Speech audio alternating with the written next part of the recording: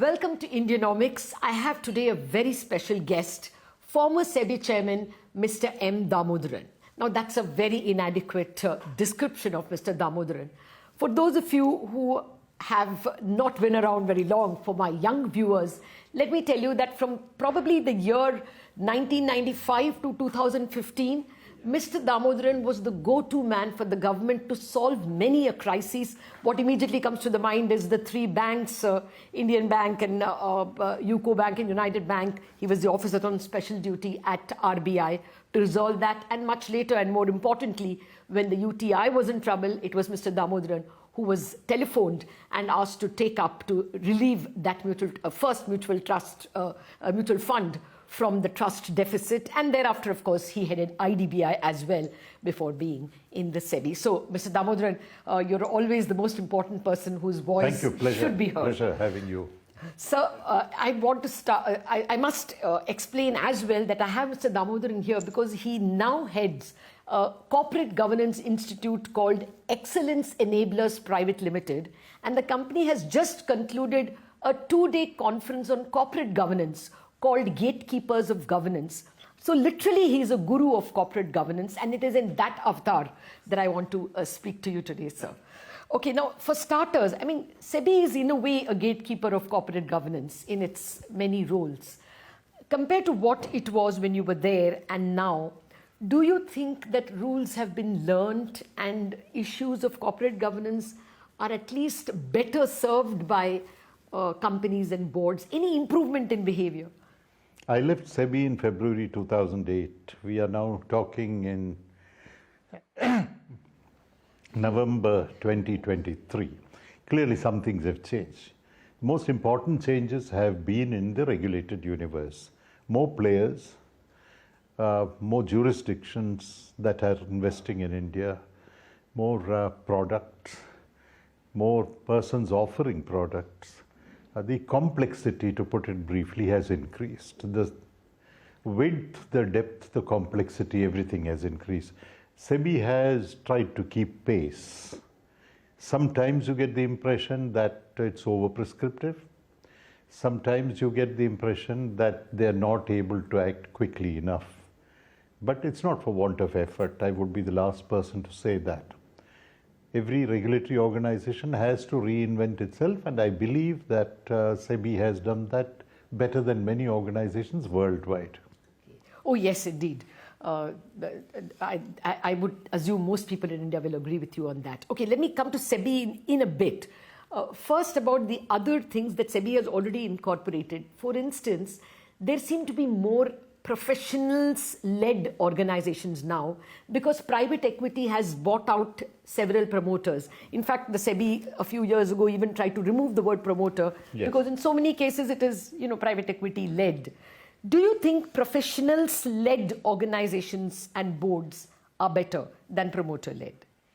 It's interesting you ask this because we've just completed a 1.5-day Corporate Governance Summit. This is our 8th annual summit. We missed 2 years because of COVID. Otherwise, it would have been the 10th. And this question came up. It was the subject that was addressed by one of the panels on day one of the conference. Because I've always believed, and I'm the one who gave the topics for the various panel discussions, I've always believed that this assumption that a non-promoter, whom we call a professional, runs a better shop is misplaced. So, that is, we've seen enough instances of misconduct of organizations led by professionals. On the other hand, there are some excellent people who come in the category of promoters who run the companies for the right value systems, the right interests of the stakeholders, etc. So I would not generalize, saying that if you put a professional on top, the question in my mind is, he's a professional by qualification, by definition. Is he conducting himself professionally or not professionally? That's the question. I was asked this when I joined UTI, and somebody said that you are a non-professional, you're not from the finance sector. I said, so long as I'm not unprofessional, you shouldn't have a problem. So I don't think there is enough evidence to show that because a non-promoter is heading an organization, it is run better, because the real problem is you stay too long, you tend to shape the organization in the way you want to shape it. Then at some stage the person becomes at least as important as the organization, sometimes more. Therefore, I wouldn't subscribe to that. Okay, so we cannot assume that just because more private equity is in charge. But are private equity companies, in your experience, good gatekeepers of governance? That was the expectation. When they came in initially, the expectation was that they got into companies which did not bother about governance and then wanted to list in due course, and therefore private equity brought in the governance practices, brought the principles that you need to have, avoidance of conflict, reduction of asymmetry of information, all of that they brought. And they had board seats. In some companies, there has been tension, for want of a better word, between the founder, promoter, owner, call it what you will, entrepreneur, and the private equity investors. They've added value. Have they added as much as they were expected to? Because it's believed that they are people that come in with a lot of experience. One of the things that seems to have gone wrong, and we heard this yesterday in one of the panel discussions, was that having invested and getting 2 board seats or so, they send very young, inexperienced people who've never seen a boardroom, because they're working in that company, to sit on the boards. Now the promoter can take them on a very good merry-go-round, or these people, not understanding the role, can step on the toes of the management. Yes. Both could happen. So can they do better? Certainly they can do. But then they bring in the money. The country needs money, the companies need money. They do bring in good practices. Is it as much as is expected? Is it on the same wide scale? I'm not so sure. Now, in your time, you took on the participatory notes guys. I mean, you were willing to make rules, even though there was a fear that the FPIs in those days will run away. Now, SEBI has tried to do something similar. There was this worry that using the FPI route, some groups, like the Adani Group, are trying to circumvent the minimum public shareholding norms. Of course, the Adani Group has strongly come out against it.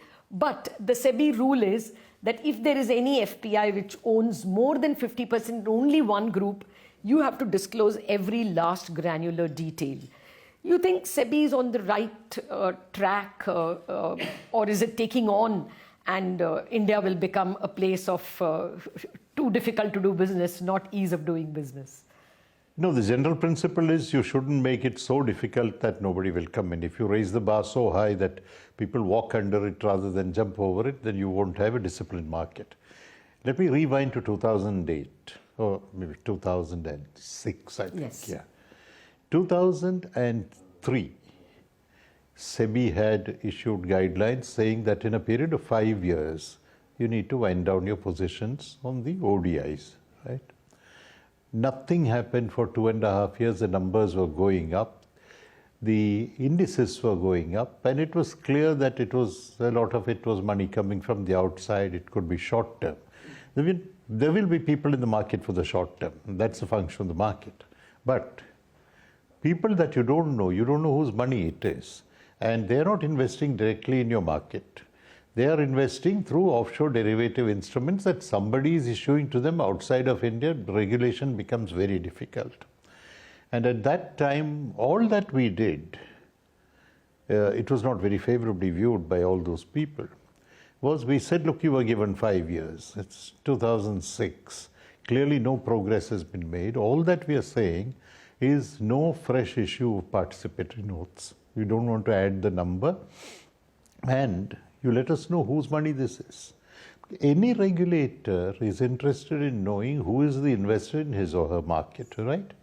Now, if there is some kind of wall behind which the beneficial owners sit, and then there are other people that invest on their behalf through participatory notes issued outside of India, etc., regulation can get very complicated. It can get destabilizing. That was what we did at that time. Of course, some of the fizz went out of the cola, the markets went down a little bit. We didn't mind because they'd gone to, in that context, astronomical levels. In 3 years, it went from 6,000 to 21,000. So we didn't think that that was a healthy movement upwards. I think SEBI is not just well within its rights, but also tasked with the responsibility of ensuring orderly conduct in the marketplace. How do you do that? You have to ensure that the money that comes into the market, you know who is at the end of the thing. There may be multiple layers in between, but you need to know whose money it is. Because there's also the fear that this is tainted money that could be finding its way into the market. Is it drug money? Is it money laundering? And all of that. So you got to know that. And I think this 50% is a good idea, because otherwise it will be almost as if one fund is investing in one company. And even for mutual funds, for example, you have the 20 rule. So you need to diversify risk. But you shouldn't go to the extent, and I suspect that could happen, of writing out regulations, even if you call it light touch, for people who don't need your protection. No, actually, sovereign wealth funds are excluded in this. No, that's right. No, but even otherwise, the people that come in, the US tried it some years ago and then gave up very quickly, because those people said, we don't need your protection, we're willing to take the risks.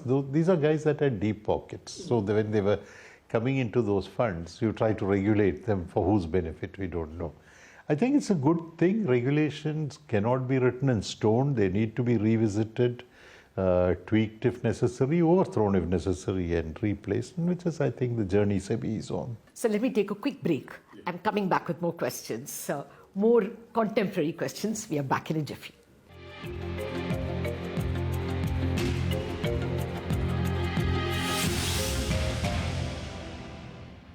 Welcome back to this very special Indianomics. I have been speaking with former SEBI chairman, Mr. M Damodaran, who has just concluded a 2-day conference on corporate governance. Mr. Damodaran, thank you very much for your patience and staying on with us. Coming back to the role of FPIs, the big counter that appears to be developing in India is Indian investment or financialization of the Indian saver. From October 21 to June 22, the FPI sold out something like 2.6 lakh crore, but domestic investors brought in 3 lakh crore. That's right. Yes. So do you think that now we can rest assured that this financialization of savings is going to solve India's capital problem? What are your comments on this development? A brief answer would be, it might not solve it entirely. You would still need to see money coming from overseas. But is foreign money as important now as it was at a point of time earlier when there was hardly any domestic investment? It's not. Today, as you said rightly, whatever went out has been replaced by domestic investors. Now, what is important is money will come to India if your market is well regulated. If your indices are showing an upward climb, if your bigger companies which are listed in the market, and if there are enough shares going around, if there's a free float, adequate free float, then there would be excitement overseas. And let's face it, it's not just about where India is. How do we compare with the other jurisdictions? They have bigger problems than we have. So and money has to find a place for investment. It can't just lie around. Therefore, some of it will come. We got to fix the market in a way that it functions efficiently. No, but as you see this huge amount of domestic savings getting channeled into investments, we are also seeing more PMSs. I mean, people thinking that, mutual funds is for the mass, and there's more PMS, and there is this more alternate investment funds. That's correct. Now, SEBI is trying to regulate the AIFs as well, because there are some complaints. Many HNIs are newbies there. That's right. Yes. So do you think that those need regulation? Some of them complain that, if you start regulating the AIFs, the HNIs know what they're getting into. You are killing a good thing. Yes. So what's your sense? But there are some who complain that it should be regulated. That is a good argument. If there are people who have sufficiently deep pockets, understand the nature of the risk, understand the nature of the instrument they're investing in, and the persons through whom they're investing in, they don't need regulatory protection. at best, look at whether any of their conduct is likely to be disruptive. Tackle that aspect of them. Don't throw the entire book at them, because then what will happen is that class will just, it won't disappear, but it'll shrink, and you need that money anyway. So you must ensure that money comes in because India is an attractive market, not because your regulatory standards are lower. Okay. And we don't want that. I mean, lower the regulatory standards, bring in the money is not a good thing. But you would think that AIFs should be light touch, or? I think at best light touch. They should be left alone. Of course, if there's any perceived misconduct, go after it. You can look at individual cases of transgression without prescribing something that affects the good and the bad equally. Okay. Well, the final session on boards was excellent in your, Gatekeepers of Excellence seminar. Now, what is your advice when a board director, when an independent director sits on the board? What is the key mantra that you can give them? Don't get attached to that seat. Be prepared to leave the minute you feel uncomfortable about being a part of the board. And you'll get the signals fairly early. Is there enough conversation in the boardroom? Are divergent views being, for want of a better word, tolerated? Do you see multiplicity of views being expressed and then all of that coalescing into an agreed decision?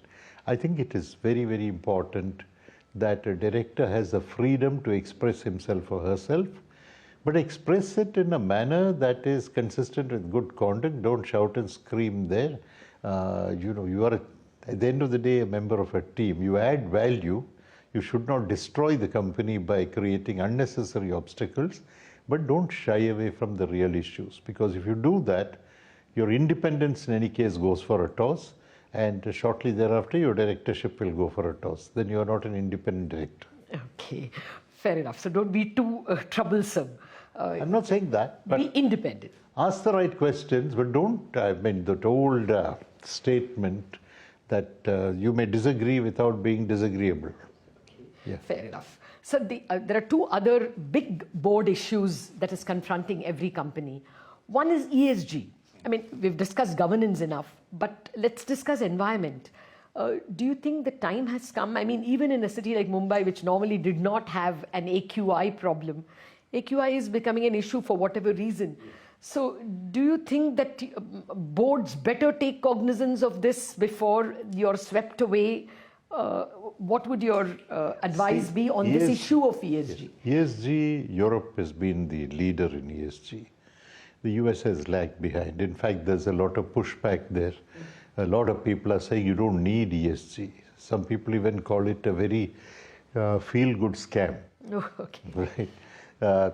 It doesn't add value. It is a cost. It is taking away the attention of management from doing business. All of that you get to hear. India has now written the BRSR core, which is a simpler version of the original BRSR. I think what we need to do is to see what is relevant there and for the companies to put in place both the structures as well as the people who will address these and own it. One issue I have is that reporting might not be as correct as it is because there are people trying to jump the gun in order to get better ratings, and this ratings game for ESG is a serious business. The measurability is not as good as good. So if you are able to somehow get good numbers, you're misleading a large number of people. The second is you put some practices in place. Are they sustainable? Today they look good. Are they sustainable? My biggest problem with ESG is the aggregation of E, S, and G. Governance has been around for a long time. E has been occupying center space for the last few years. S is getting lost in the entire process. Even if you look at core BRSR, the number of parameters for S is much less than it is for E and G. Some of it is the nature of these things.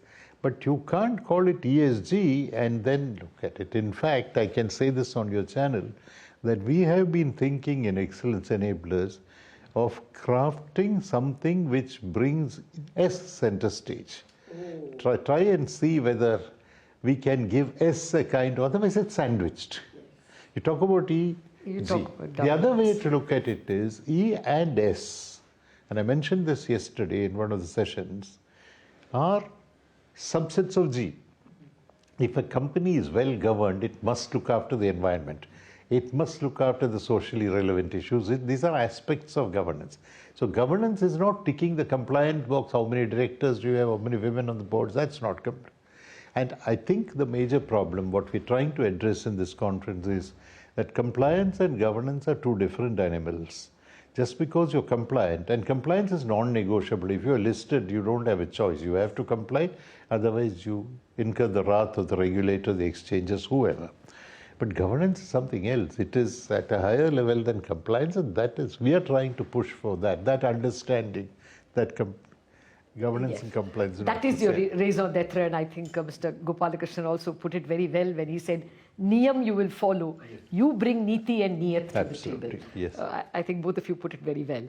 Let me bring that social only Yes, up front, yes, and you yes. mentioned it in passing. Yes. So this rule that there should be at least one woman director. Yes. What is your stand on it? Do you think the women issue is being resolved at all by that? And in your experience, have women demonstrated that this is a good rule? I will split that into two. One is if you look at the provision that you must have at least one woman independent director, most companies have only one. Yeah. The at least goes for a toss, right?